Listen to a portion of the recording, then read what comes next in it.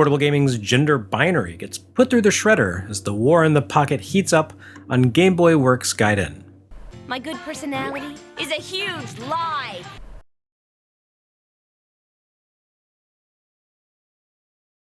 Nintendo's Game Boy ruled the world, at least as far as portable gaming was concerned, throughout pretty much all of its lifetime. And yet, hardly anyone noticed. Just about everybody had a Game Boy, but how many people considered it their favorite system? Nintendo created it as a complementary companion to the NES, meaning that right from the start the system lacked a push for it to be treated as a primary entertainment destination. Game Boy was conceived as the backup, the thing you did when you couldn't use a real system. And who's to say Nintendo took the wrong messaging approach there? The portables that attempted to create a more consistent, one-to-one experience with consoles didn't fare nearly as well as Game Boy. Atari's Lynx didn't just crush Game Boy in terms of power, it possessed sprite-pushing abilities beyond the capabilities of just about any other 8-bit home machine. Game Gear was literally a master system in handheld form.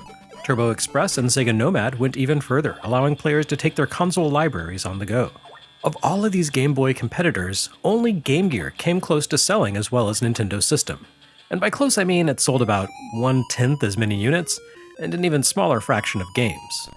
Sure, Game Boy's low price and efficient power usage helped, but really it came down to marketing tactics, a great library of games, and a humble overall demeanor that said, Game Boy is here as a backup when you need it, not the star of the show.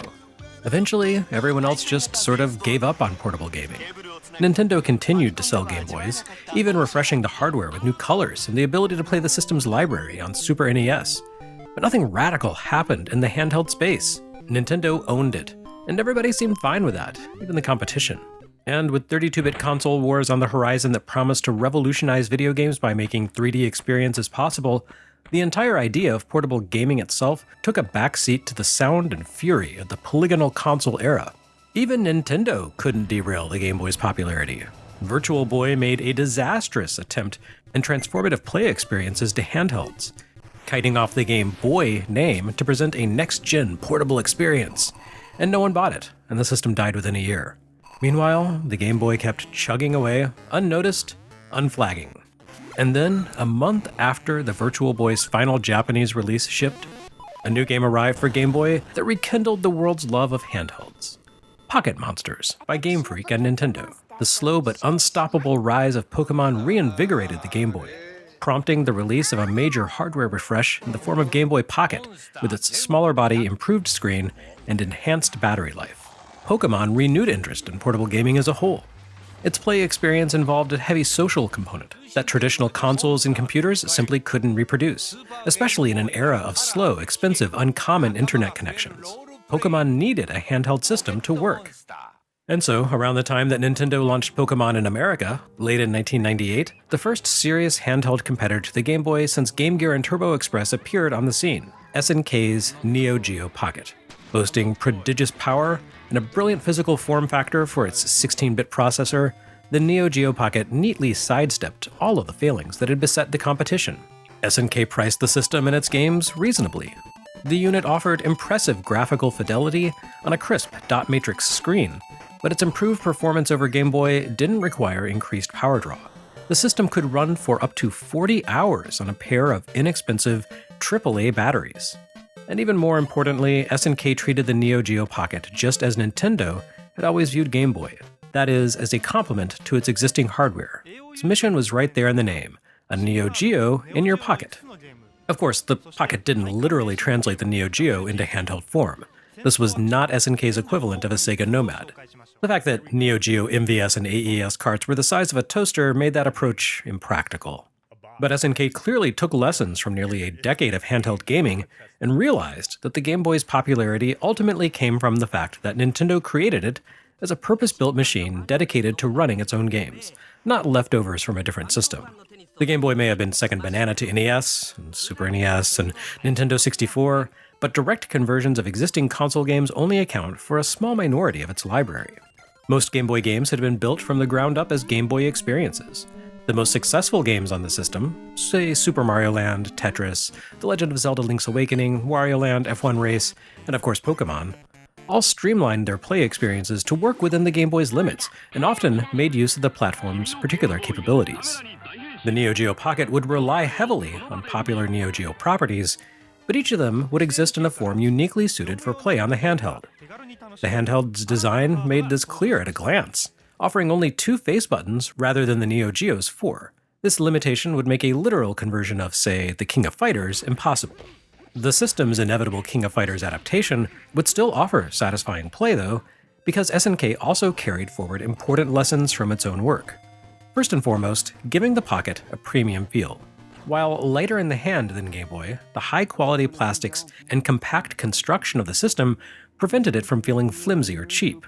The screen looked great, and games sounded excellent thanks to a premium built-in speaker. Most of all, they played brilliantly, courtesy of some engineering geniuses designed to shrink down the innovative joystick from the Neo Geo AES gamepad and integrate it into the Pocket's body. In arcades, the Neo Geo MVS line had used traditional directional joysticks. AES, the home version, which promised a one-to-one conversion of the MVS in your living room, initially shipped with a precise recreation of the MVS stick. But when the Neo Geo CD launched a few years after the AES, SNK took that opportunity to create a more compact console-style gamepad. Although its failure-prone construction left many Neo Geo owners disappointed, nearly everyone agrees that the Neo Geo pad did one thing incredibly right. Rather than foisting a standard console crosspad input on players, SNK recognized that its arcade legacy, and specifically its burgeoning line of fighting games, demanded an input option that suited these games. So they built a tiny joystick into their gamepad. Rather than limiting players to inputs in 4 cardinal directions, this mini joystick technically allowed a full range of motion, but mostly served to make diagonal inputs, so essential to hit precisely in fighting games, more reliable. SNK engineered the pad stick with an 8-channel node inside, and the stick would naturally slot into those channels as players pressed it toward the extremes of its range of motion. The Neo Geo Pocket neatly replicates this in miniature, somehow doing the impossible and effectively integrating an arcade joystick into a portable unit. The stick sits in a sort of shallow depression so that the top of the stick barely rises above the face of the machine, preventing damage from snags or unfortunate hang-ups. Really, it's not entirely accurate to say that the Pocket replicates the Neo Geo CD pad's stick. Better to say that it improves on it. SNK took all the criticisms of its original pad to heart, and the Neo Geo Pocket's stick holds up far better over time than the older pad did. Better yet, the portable stick travels more smoothly, slots into its limiter channels more precisely, and never leaves you wondering which direction you've pressed the controller. It is, quite simply, the finest digital control input ever to appear in a handheld system, and frankly, has a place in the running for best digital controller for any system ever. And if all of that weren't enough, the stick is engineered to provide subtle audio feedback, emitting a quiet but satisfyingly tactile clicking sound with each press. The system's famously clicky stick speaks to the thoughtful nature of the unit as a whole. Really, its only shortcomings are its reliance on a watch battery to maintain data and time for the internal system. When it dies, the battery has to be replaced, but the casing for the battery uses a soft plastic coin slot that's prone to wearing down over time. More annoyingly, the Neo Geo Pocket does include a third button, a tiny, round, soft rubber option button that doesn't respond well to quick presses, but nevertheless ends up being put to use in some action games. These are minor nuisances, though. The Neo Geo Pocket looked great, felt great, and played impressive-looking games. Unfortunately, the Neo Geo Pocket had a few things working against it that doomed the system to a short and pretty unhappy life. For starters, SNK designed their hardware to compete against the Game Boy Pocket, which Nintendo had launched in 1996 as a Pokémon-promoting hardware refresh. As a Game Boy Pocket rival, the Neo Geo Pocket absolutely sings. Nintendo's system felt pitifully dated compared to the performance and construction of SNK's handheld. Unfortunately, exactly 1 week before the Neo Geo Pocket reached stores, Nintendo launched the Game Boy Color. SNK never had a chance. The best-selling game system in history finally received the full-color upgrade that people had been demanding for a decade, offering enhanced power, and including built-in color enhancements for legacy games. Oh, and about a month before the Game Boy Color arrived, Nintendo shipped a color-compatible variant release of Pokémon that foregrounded the most popular character from the runaway hit cartoon based on the games, Pikachu. The Neo Geo Pocket, impressive as it may have been, couldn't begin to compete with the prospect of Pokémon and Pikachu in color. At the same time, SNK itself couldn't begin to compete with the marketing budget that Nintendo brought to bear. Things weren't exactly going great for Nintendo in late 1998. I mean, sure, they put out a revolutionary humdinger of a game for N64 once or twice a year. In fact, Ocarina of Time and all of its attendant media hype were mere weeks away. But the N64 hadn't been selling as well as the Super NES did, and that in turn hadn't sold as well as the original NES. Virtual Boy had given the company a huge black eye of embarrassment, and it arrived hot on the heels of the disastrous Super NES licensing snafu that directly inspired the creation of Sony PlayStation, the console eating Nintendo 64's lunch at the time of the Neo Geo Pocket's debut. Nevertheless, Nintendo still had a lot more clout and cash than SNK, a company whose home presence had always been the very definition of niche. Admittedly, SNK saw its real focus in arcades, but things weren't going well there either. The once mighty Neo Geo platform looked awfully dated in comparison to, say, Sega's Model 3 and Naomi, or Namco's System 23. Unfortunately, SNK's attempt to reinvent the Neo Geo for the 3D era, the Hyper Neo Geo 64, had been met with resounding indifference. Nintendo probably spent more money paying agencies to brainstorm a single punchy tagline for its Game Boy Color print ads than SNK had to spend to advertise its entire portable line. Those financial travails would cut the Neo Geo Pocket family's life tragically short, though SNK wouldn't go down without a fight.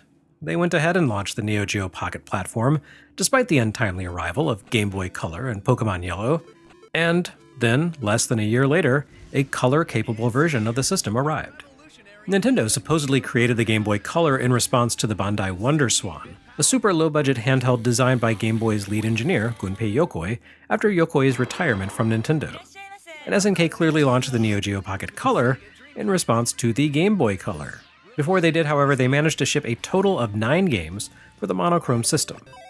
These games would play without issue on the backward-compatible Neo Geo Pocket Color, and NGPC games would slot into and boot on the original monochromatic hardware platform, usually to provide some sort of alert that the cartridge only worked properly in color.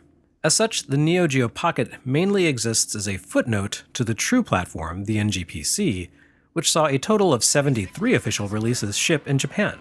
For reference, that's 25 more games than shipped for the Atari 7800. And nearly half of those games shipped internationally once SNK launched the NGPC in the US and Europe. SNK had indicated plans to bring the Neo Geo Pocket to overseas markets, but those were scuttled quickly once the color device came into focus. Well, mostly. The NGP and 5 of its games did receive an extremely limited release in Europe before being whisked away in favor of the color upgrade.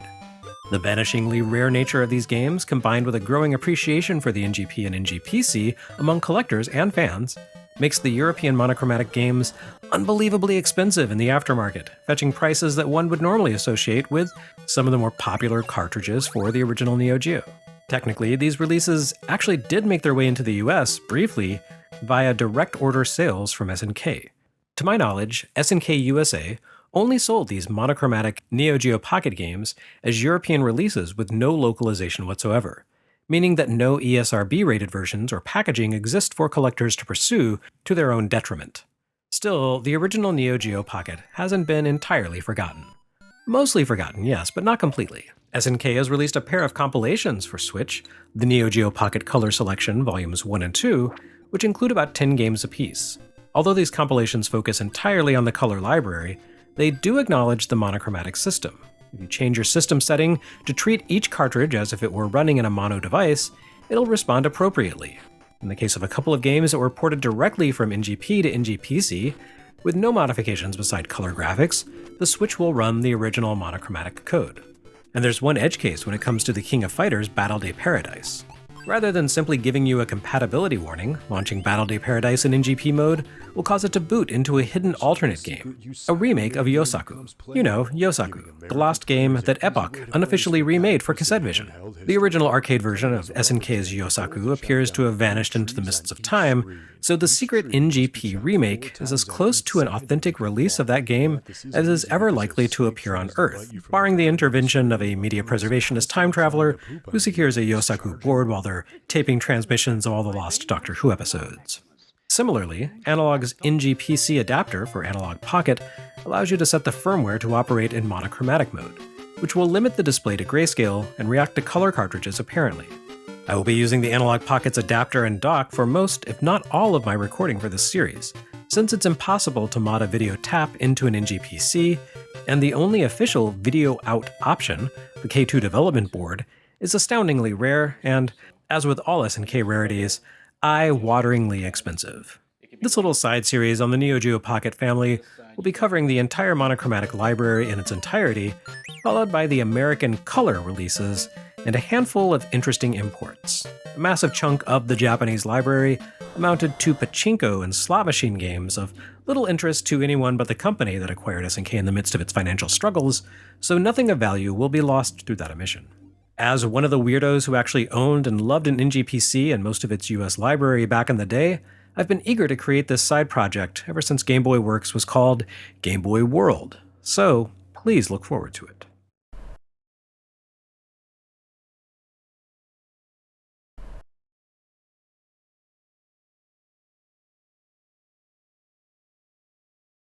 Next time on Game Boy Works Gaiden, the actual Neo Geo Pocket games.